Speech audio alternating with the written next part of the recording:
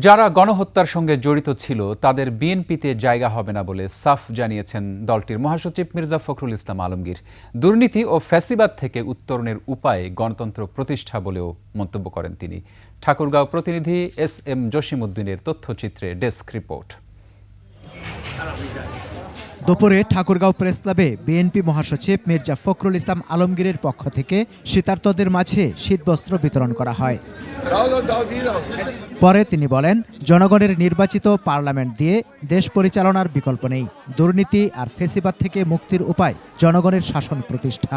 দুর্নীতি ফ্যাসিবাদ থেকে উত্তরণ গণতন্ত্রকে প্রতিষ্ঠিত করা, রেস্টোরেশন অফ ডেমোক্রেসি, জনগণের যে শাসন সেই শাসনকে স্থাপিত করতে হবে।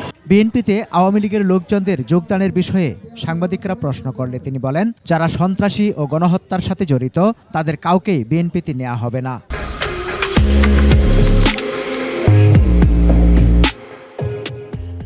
জামিল সাহেব বলেছেন আমরা এই মুহূর্তে যারা সন্ত্রাসী, যারা গণহত্যার সঙ্গে জড়িত হয়েছিল, যারা হত্যা করেছে, দুর্নীতির সঙ্গে জড়িত, তাদের কাউকে বিএনপিতে নেওয়া হবে।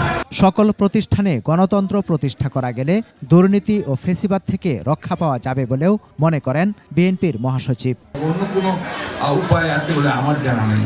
সমর ইসলাম, ডেস্ক রিপোর্ট, 21 টেলিভিশন।